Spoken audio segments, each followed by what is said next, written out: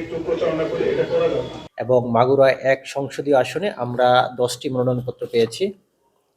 তার মধ্যে বাংলাদেশ সমাজতান্ত্রিক দল বাসদ, গণ অধিকার পরিষদ, বাংলাদেশ জাতীয়তাবাদী দল, তারপর হচ্ছে বাংলাদেশ কংগ্রেস, জাতীয় পার্টি, বাংলাদেশ জামায়াত ইসলামী, ইসলামী আন্দোলন বাংলাদেশ এবং খেলাফত মজলিস মনোনীত যে প্রার্থী আছেন সর্বমোট ৮ জন। আমরা এই ১০টি মনোনয়নপত্রের মধ্যে ৮টি মনোনয়নপত্র আমরা বৈধ ঘোষণা করেছি। তাদের মনোনয়নপত্রের সাথে যে সকল কাগজপত্র নির্বাচন কমিশনের যে শর্তানুযায়ী যে প্রিকন্ডিশনগুলো ছিল তারা ফুলফিল করেছে, সেগুলো আমরা ৮টি মনোনয়নপত্র আমরা যাচাই বাছাই শেষে বৈধ ঘোষণা করেছি। যে ২টি মনোনয়নপত্র বাতিল ঘোষণা করা হয়েছে, একটি হচ্ছে গণফোরামের মিস্টার মিজানুর রহমান, ওনার আয়কর রিটার্ন সংযুক্ত নেই, এবং একজন স্বতন্ত্র প্রার্থী কুতুবুল্লাহ হোসেন মিয়া, উনি একজন ঋণ খেলাপি। বাংলাদেশ ব্যাংকের যে ক্রেডিট ইনফরমেশন ব্যুরো সিআইবি থেকে যে তথ্যগুলো আমরা পেয়েছি, ওনার প্রার্থীর ঘোষণা যেখানে থাকে মনোনয়নপত্রের তৃতীয় অংশে, এখানে স্বাক্ষর নেই, হলফনামায় স্বাক্ষর নেই, হলফনামায় শনাক্তকারী নেই, ম্যাজিস্ট্রেট বা নোটারি পাবলিকের স্বাক্ষর নেই। উনি একজন ইউনিয়ন পরিষদের চেয়ারম্যান, সেখান থেকে পদত্যাগের যে বিষয়গুলো ছিল সেটাও উনি করেননি। তারপর হচ্ছে স্বতন্ত্র প্রার্থী হিসেবে মনোনয়নপত্রের সাথে 1% ভোটারের, নির্বাচনী এলাকার 1% ভোটারের স্বাক্ষর যে প্রয়োজন, সেই প্রয়োজনের সংখ্যক ভোটারের স্বাক্ষর নেই। এই সকল গ্রাউন্ডে ওনার মনোনয়নপত্রটি বাতিল ঘোষণা করা হয়েছে। অর্থাৎ মোট 10টি দাখিলকৃত মনোনয়নপত্রের মধ্যে আমরা 8টি বৈধ পেয়েছি।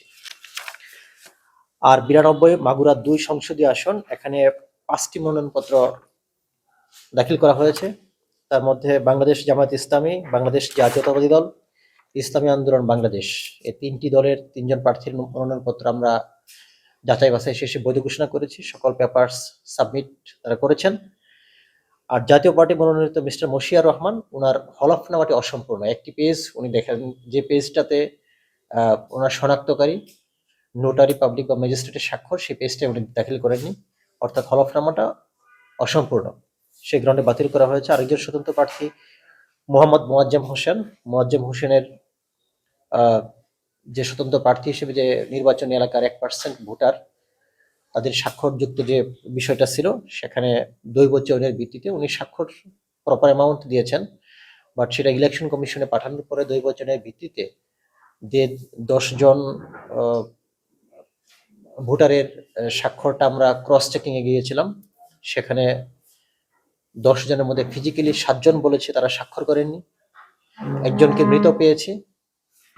নতুন এবং ফিরে আসা গ্রাহকদের জন্য নগদে চলছে ক্যাশব্যাক সহ প্রতিদিন হাজারো উপহার জেতার সুযোগ। হবে আশা আর ফেরা, সারপ্রাইজ সেরা।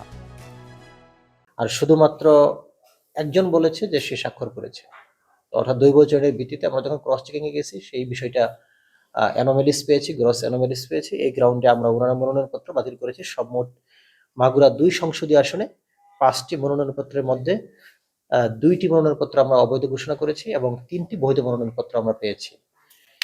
সুতরাং সব মিলিয়ে দেখা যাচ্ছে মাগুরা 10টির মধ্যে 10টি মনোনয়নপত্রের মধ্যে 8 জন বৈধ প্রার্থী, আর মাগুরা 2-এ 3 জন বৈধ প্রার্থী। আর আপনাদের গাথার্থে জানাতে চাই, আমাদের মাগুরা জেলায় 2টি সংসদীয় আসন রয়েছে, 301টি ভোট কেন্দ্র আছে। আমাদের জাতীয় নির্বাচন এবং গণভোটের প্রস্তুতি অত্যন্ত সুন্দর।